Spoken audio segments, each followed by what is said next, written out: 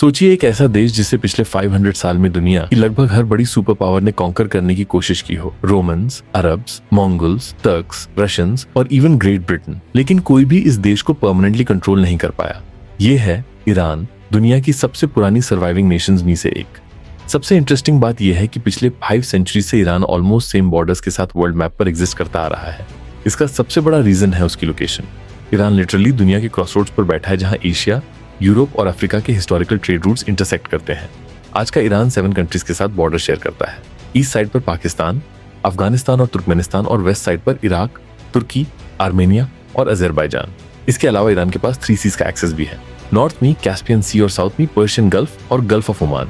इन्हीं के बीच एक एक्सट्रीमली क्रिटिकल चोके पॉइंट है जिसे स्ट्रेट ऑफ हॉर्मुज कहते हैं, जहां से लगभग 20% दुनिया का ऑयल और गैस सप्लाई पास होता है। अगर ये चौक पॉइंट कभी ब्लॉक हो जाए तो ग्लोबल इकोनॉमी को मैसिव शॉक लग सकता है। लेकिन ईरान को ऑलमोस्ट अनकॉन्करेबल बनाने का सबसे बड़ा रीजन है उसकी ज्योग्राफी। ईरान के वेस्टर्न और सदर्न साइड पर जाग्रोस माउंटेन रेंज है, जो इराक से लेकर तुर्की तक स्ट्रेच करती है। ये माउंटेन्स एक नेचुरल डिफेंसिव वॉल की तरह काम करते हैं, क्योंकि ये एरिया एक्सट्रीमली रॉकी और क्रॉस करना बहुत मुश्किल है। इसका रियल एग्जाम्पल 1980 में देखने को मिला, जब इराक ने ईरान पर अटैक किया। सद्दाम हुसैन का प्लान था ऑयल रिच प्रोविंस खुजिस्तान कैप्चर करना और फिर ईरान के मेजर सिटीज तक एडवांस करना। लेकिन इराकी आर्मी 2 साल तक बॉर्डर एरिया से आगे नहीं बढ़ पाई, क्योंकि जाग्रोस माउंटेन्स क्रॉस करना उनके लिए नाइटमेयर बन गया। इवेंचुअली ईरानियन फोर्सेस ने इराकी ट्रूप्स को वापस पुश कर दिया और 8 साल तक चलने वाली ईरान इराक वार बिना किसी मेजर बॉर्डर चेंज के खत्म हुई। ईरान के नॉर्थ साइड पर अल्बोर्ज माउंटेन रेंज है, जो कैस्पियन सी के साथ एक और नेचुरल प्रोटेक्शन क्रिएट करती है। ये माउंटेन सिर्फ डिफेंस ही नहीं देते, बल्कि नेचुरल रिसोर्सेज से भी रिच हैं, जैसे यूरेनियम, सिल्वर, गोल्ड और जिंक। ईरान के पास दुनिया के सबसे बड़े जिंक रिजर्व में से एक है। ज्योग्राफी का एक और पावरफुल एस्पेक्ट है ईरान के एनर्जी रिसोर्सेज। आज ईरान के पास दुनिया के ऑयल रिजर्व्स का लगभग 10% और नेचुरल गैस का करीब 15% है।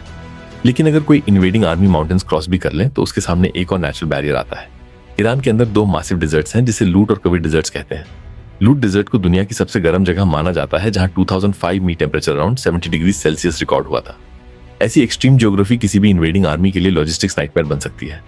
लेकिन आज के टाइम में ईरान की पावर सिर्फ ज्योग्राफी तक लिमिटेड नहीं है। 1979 की ईरानियन रेवोल्यूशन के बाद ईरान की फॉरेन पॉलिसी कंप्लीटली चेंज हो गई।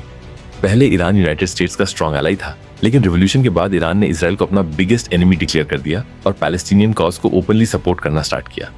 इसके बाद ईरान ने मिडिल ईस्ट में एक पावरफुल प्रॉक्सी नेटवर्क बिल्ड करना स्टार्ट किया।